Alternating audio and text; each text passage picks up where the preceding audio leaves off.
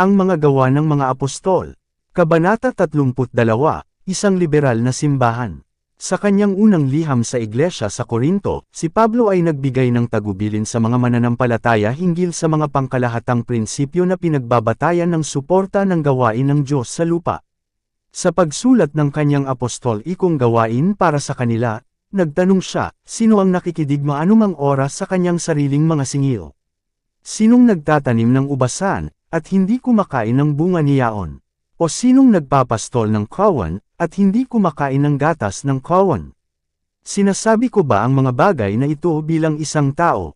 O hindi ba ang kautusan ay gayon din naman? Sapagkat nasusulat sa kautusan ni Moises, huwag mong babusalan ang bibig ng baka na gumigiik. Inaalagaan ba ng Diyos ang mga baka? O sinasabi niya ito ng buo dahil sa atin? Para sa ating kapakanan, walang alinlangan, ito ay nasusulat, na ang nag-aararo ay dapat mag-araro sa pag-asa, at na siya na gumigiik sa pag-asa ay dapat na makibahagi sa kanyang pag-asa. Kung kami ay naghasik sa inyo ng mga espiritual na bagay, ang tanong pa ng apostol, isang malaking bagay ba kung aanihin namin ang inyong makalaman na mga bagay? Kung ang iba ay nakikibahagi sa kapangyarihang ito sa inyo, hindi ba kami ang higit? Gayunpaman, hindi namin ginamit ang kapangyarihang ito, datapwat pagtiisan ang lahat ng mga bagay, upang hindi namin hadlangan ang ebanghelyo ni Kristo. Hindi ba ninyo nalalaman na ang mga nangaglilingkod tungkol sa mga banal na bagay ay nanggabubuhay sa mga bagay ng templo? At silang nagsisipaglingkod sa dambana ay nakikibahagi sa dambana. Gayon din ang itinakda ng Panginoon na ang mga nangangaral ng ebanghelyo ay dapat mabuhay ayon sa ebanghelyo. Unang Korinto Kapitulo 9 versikulo 7 hanggang 14. Tinukoy ng apostol dito ang plano ng Panginoon para sa pagpapanatili ng mga pari na naglilingkod sa templo. Ang mga itinalaga sa banal na katungkulan na ito ay sinuportahan ng kanilang mga kapatid, na pinaglingkuran nila ng mga espiritual na pagpapala. Katutuhanan sila sa mga anak ni Levi, na tumatanggap ng katungkulan ng pagkasaserdote, ay may kautusan na kumuha ng ikapu ng mga tao ayon sa batas. Hebreo Kapitulo 7 versikulo 5. Ang tribo ni Levi ay pinili ng Panginoon para sa mga sagradong katungkulan na nauukol sa templo at pagkasaserdote. Tungkol sa saserdote ay sinabi, pinili siya ng Panginoon mong Diyos, upang tumayo upang maglingkod sa pangalan ng Panginoon. Deuteronomio Kapitulo 18 versikulo 5. Ang ikasampung bahagi ng lahat ng dagdag ay inangkin ng Panginoon bilang kanyang pag-aari, at ang pagkakait ng ikapu ay itinuring niya bilang pagnanakaw. Ang planong ito para sa suporta ng ministeryo ang tinukoy ni Pablo nang sabihin niyang, gayon din naman itinalaga ng Panginoon na silang nangangaral ng ebanghelyo ay dapat mamuhay ayon sa ebanghelyo. At nang maglaon, sa pagsulat kay Timoteo, sinabi ng apostol, ang manggagawa ay karapat-dapat sa kanyang gantimpala. Unang Timoteo Kapitulo 5 versikulo 18. Ang pagbabayad ng ikapu ay bahagi lamang ng plano ng Diyos para sa pagsuporta sa kanyang paglilingkod. Maraming regalo at handog ang banal na tinukoy. Sa ilalim ng sistemang Hudyo ang mga tao ay tinuruan na pahalagahan ng diwan ng pagiging malaya kapwa sa pagtataguyod ng layunin ng Diyos at sa pagbibigay ng mga pangangailangan ng nangangailangan. Para sa mga espesyal na okasyon mayroong mga kusang loob na handog. Sa pag-aani at pag-aani, ang mga unang bunga ng bukid, mais, alak, at langis, ay itinalaga bilang handog sa Panginoon. Ang mga napupulot at ang mga sulok ng bukid ay nakalaan para sa mga dukha. Ang mga unang bunga ng balahibo ng tupa kapag ginupit ang mga tupa, ng butil kapag giniik ang trigo, ay itinalaga para sa Diyos. Gayon din ang mga panganay sa lahat ng mga hayop, at isang halaga ng pagtubos ang binayaran para sa panganay na anak na lalaki. Ang mga unang bunga ay ihaharap sa harap ng Panginoon sa santuwaryo at pagkatapos ay italaga sa paggamit ng mga pari. Sa pamamagitan ng sistemang ito ng kagandahang loob ay hinanggad ng Panginoon na ituro sa Israel na sa lahat ng bagay siya ay dapat na mauna. Sa gayon ay pinaalalahanan sila na ang Diyos ang may-ari ng kanilang mga bukid, kanilang mga kawan, at kanilang mga bakahan, na siya ang nagpadala sa kanila ng sikat ng araw at ng ulan na nagpaunlad at nagpahinog sa ani. Lahat ng tinataglay nila ay sa Kanya, sila ay mga katiwala lamang ng Kanyang mga pag-aari. Hindi layunin ng Diyos na ang mga Kristiyano, na ang mga pribilehiyo ay higit pa sa mga Judeong bansa, ay magbigay ng mas kaunti kaysa sa ibinigay nila. Sa sinumang pinagkalooban ng marami, pahayag ng tagapagligtas, sa kanya ay higit na hihingin. Lucas Kapitulo 12 versikulo 48. Ang pagiging mapagbigay na kailangan ng mga Hebreo ay higit sa lahat upang makinabang sa kanilang sariling bansa, ngayon ang gawain ng Diyos ay umaabot sa buong mundo. Sa mga kamay ng kanyang mga tagasunod, inilagay ni Kristo ang mga kayamanan ng Ebanghelyo, at sa kanila ay inilagay niya ang responsibilidad ng pagbibigay ng masayang balita ng kaligtasan sa mundo. Tiyak na ang ating mga obligasyon ay higit na mas malaki kaysa sa sinaunang Israel. Habang lumalawak ang gawain ng Diyos, ang mga tawag para sa tulong ay dumarating ng higit at mas madalas. Upang masagot ang mga panawagang ito, dapat sundin ng mga Kristiyano ang utos, dalhin ninyo ang lahat ng ikasampung bahagi sa kamalig, upang magkaroon ng pagkain sa aking bahay.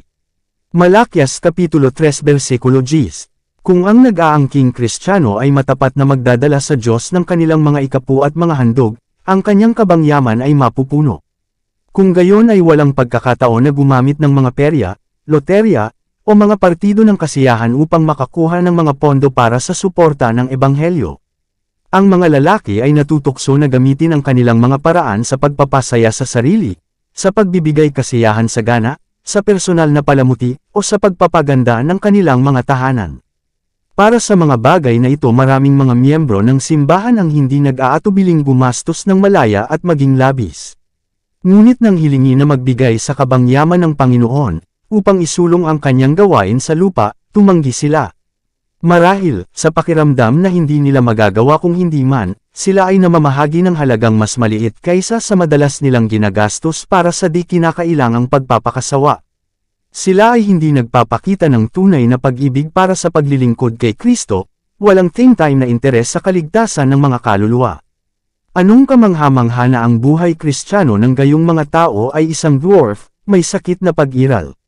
Siya na ang puso ay maningning sa pag-ibig ni Kristo ay ituturing na hindi lamang isang tungkulin, kundi isang kasiyahan, na tumulong sa pagsulong ng pinakamataas, pinakabanal na gawain na ipinagkatiwala sa tao, ang gawain ng paglalahad sa mundo ng mga kayamanan ng kabutihan, awa, at katotohanan. Ang espiritu ng kasakiman ang umaakay sa mga tao na panatilihin para sa kasiyahan ng sarili ang mga paraan na nararapat na pag-aari ng Diyos, at ang espiritong ito ay kasuklam-suklam sa kanya ngayon gaya noong sa pamamagitan ng kanyang propeta ay mahigpit niyang sinaway ang kanyang mga tao, na nagsasabi, "Nakawan ba ng tao ang Diyos? Gayon man ay ninakawan ninyo ako. Datapwat sinasabi ninyo, saan ka namin ninakawan?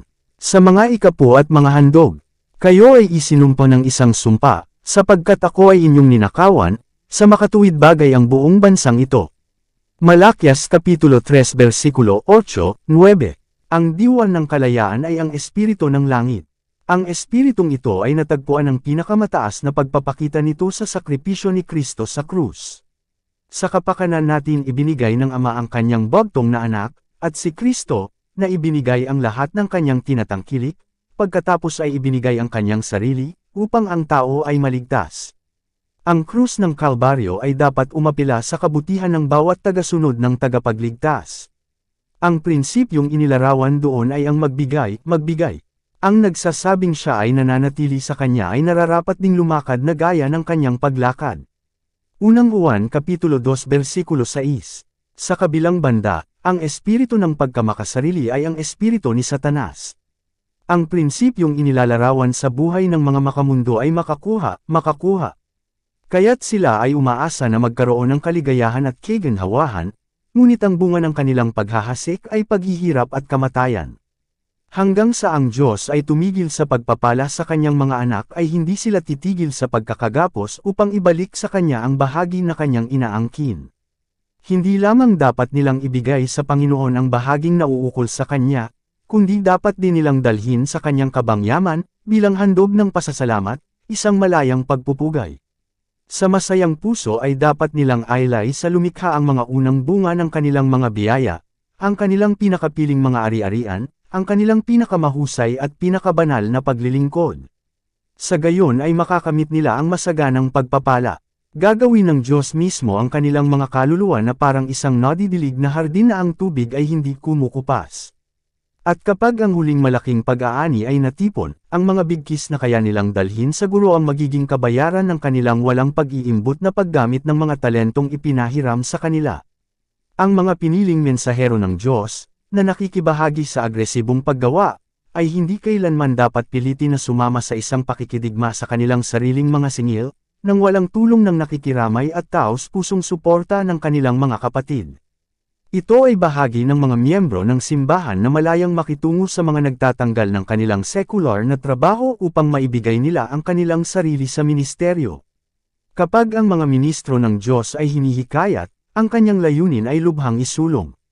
Ngunit kapag, sa pamamagitan ng pagkamakasarili ng mga tao, ang kanilang nararapat na suporta ay pinigilan, ang kanilang mga kamay ay hamina, at kadalasan ang kanilang pagiging kapaki-pakinabang ay malubhang napilayan. Ang sama ng loob ng Diyos ay nag-aalab laban sa mga nag-aangkin na kanyang mga tagasunod, ngunit pinahihintulutan ng mga konsagradong manggagawa na magdusa para sa mga pangangailangan sa buhay habang nakikibahagi sa aktibong ministeryo. Ang mga makasarili na ito ay tatawagan upang magbigay ng pananagutan, hindi lamang para sa maling paggamit ng pera ng kanilang Panginoon, kundi para sa panlulumo at dalamhati na idinulot ng kanilang landas sa kanyang tapat na mga lingkod. Yaong mga tinawag sa gawain ng ministeryo, at sa tawag ng tungkulin ay talikuran ang lahat upang makibahagi sa paglilingkod sa Diyos, ay dapat tumanggap para sa kanilang mapagsakripisyong mga pagsisikap ng sapat na sweldo para sa kanilang sarili at sa kanilang mga pamilya. Sa iba't ibang departamento ng sekular na paggawa, mental at pisikal, ang mga tapat na manggagawa ay makakakuha ng magandang sahod. Hindi ba't ang gawain ng pagpapalaganap ng katotohanan, at pag-akay sa mga kaluluwa kay Kristo, ay higit na mahalaga kaysa sa anumang ordinaryong negosyo? At hindi ba't ang mga matapat na nakikibahagi sa gawain ito ay makatarungang may karapatan sa sapat na kabayaran? Sa pamamagitan ng ating pagtatansya ng relatibong halaga ng paggawa para sa moral at pisikal na kabutihan, ipinapakita natin ang ating pagpapahalaga sa makalangit kumpara sa makalupang bagay. Upang magkaroon ng mga pondo sa kabangyaman para sa suporta ng ministeryo, at upang matugunan ang mga tawag para sa tulong sa mga gawaing misyonero, kinakailangan na ang mga tao ng Diyos ay magbigay ng masaya at sagana. Ang isang solemn na pananagutan ay nakasalalay sa mga ministro na panatilihin sa harap ng mga simbahan ang mga pangangailangan ng layunin ng Diyos at turuan sila na maging liberal. Kapag ito ay napabayan, at ang mga simbahan ay nabigo sa pagbibigay para sa mga pangangailangan ng iba, hindi lamang ang gawain ng Panginoon ay nagdurusa, ngunit ang pagpapala na dapat dumating sa mga mananampalataya ay pinipigilan. Maging ang napakahirap ay dapat magdala ng kanilang mga handog sa Diyos. Dapat silang maging mga kabahagi ng biyaya ni Kristo sa pamamagitan ng pagkakait sa sarili na tulungan ang mga mas mabigat ang pangangailangan kaysa sa kanilang sarili. Ang kaloob ng dukha, ang bunga ng pagtanggi sa sarili, ay lumalabas sa harap ng Diyos bilang mabangong insenso. At ang bawat kilos ng pag-aalay ng sarili ay nagpapalakas ng diwa ng kabutihan sa puso ng nagbibigay, na iniuugnay siya ng mas malapit sa isa na mayaman, ngunit alang-alang sa atin ay naging dukha, upang tayo sa pamamagitan ng kanyang kahirapan ay yumaman. Ang ginawa ng balo na naghulog ng 2 lepta, lahat ng mayroon siya, sa kabangyaman, ay inilagay sa talaan para sa panghihikayat ng mga taong, na nakikipagpunyagi sa kahirapan, ay naghahangad pa rin sa pamamagitan ng kanilang mga kaloob na tumulong sa layunin ng Diyos. Tinawag ni Kristo ang atensyon ng mga alagad sa babaeng ito, na nagbigay ng buong buhay niya. Marcos Kapitulo 12 versikulo 44. Pinahahalagahan niya ang kanyang kaloob na higit na mahalaga kaysa sa malalaking handog ng mga taong ang limos ay hindi nangangailangan ng pagtanggi sa sarili. Mula sa kanilang kasaganaan ay nagbigay sila ng maliit na bahagi. Upang mag-alay, pinagkaaitan ng balo ang kanyang sarili kahit na ang mga pangangailangan sa buhay, nagtitiwala sa Diyos na tutustusan ang kanyang mga pangangailangan para sa kinabukasan. Tungkol sa kanya ay ipinahayag ng tagapagligtas, katotohanang sinasabi ko sa inyo, na itong dukhang balo ay naghulog ng higit kaysa sa lahat ng naghulog sa kabangyaman. Talata 43. Kaya itinuro niya na ang halaga ng regalo ay tinatansya hindi sa halaga, kundi sa proporsyon na ibinigay at sa motibo na kumikilos sa nagbigay. Si Apostol Pablo sa kanyang ministeryo sa mga simbahan ay walang pagod sa kanyang pagsisikap na pukawin sa puso ng mga bagong convert ang pagnanais na gumawa ng malalaking bagay para sa layunin ng Diyos.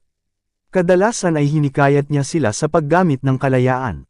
Sa pagsasalita sa mga matatanda ng Efeso tungkol sa kanyang mga dating gawain sa gitna nila, sinabi niya, "Ipinakita ko sa inyo ang lahat ng mga bagay, kung paanong sa gayon ay nararapat ninyong alalayan ang mahihina, at alalahanin ang mga salita ng Panginoong Hesus, kung paanong sinabi niya, mas mapalad ang magbigay kaysa tumanggap." Siya na naghahasik ng kakaunti, isinulat niya sa mga taga-Korinto, ay mag-aani rin ng kakaunti, at siya na naghahasik ng sagana ay aani rin ng sagana. Bawat tao ayon sa kanyang ipinasya sa kanyang puso, ay magbibigay siya, hindi sa sama ng loob, o sa pangangailangan, sapagkat iniibig ng Diyos ang nagbibigay na masaya. Gawa Kapitulo 20 versikulo 35, Ikalawang Korinto Kapitulo 9 versikulo 6-7. Halos lahat ng mananampalataya sa Macedonian ay dukha sa mga ari-arian ng mundo, ngunit ang kanilang mga puso ay nag-uumapo sa pagmamahal sa Diyos at sa kanyang katotohanan, at sila ay masaya na nagbigay para sa suporta ng Ebanghelyo. Nang ang mga pangkalahatang koleksyon ay kinuha sa mga Gentile na simbahan para sa kaginhawahan ng mga Judeong mananampalataya, ang pagiging liberal ng mga napagbagong loob sa Macedonia ay ginawang halimbawa sa ibang mga simbahan.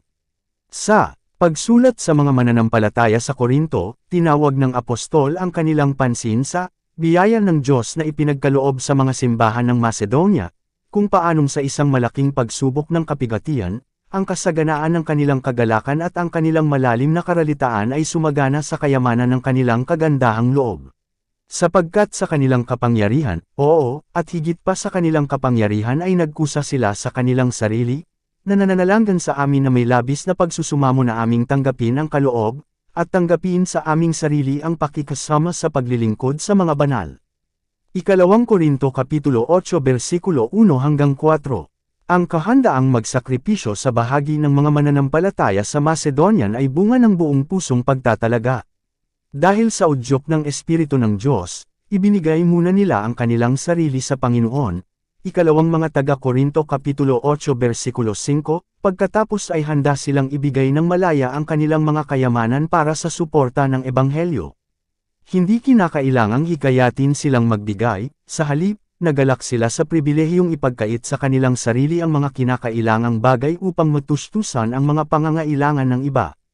Nang pipigilan sana sila ng apostol, pinakiusapan nila siya na tanggapin ang kanilang handog. Sa kanilang pagiging simple at integridad, at sa kanilang pag-ibig sa mga kapatid, malugod nilang tinanggihan ang sarili, at sa gayon ay sumagana sa bunga ng kabutihan. Nang ipadala ni Pablo si Tito sa Korinto upang palakasin ang mga mananampalataya doon, inutusan niya siya na itayo ang simbahang iyon sa biyaya ng pagbibigay, at sa isang personal na liham sa mga mananampalataya ay idinagdag din niya ang kanyang sariling apela.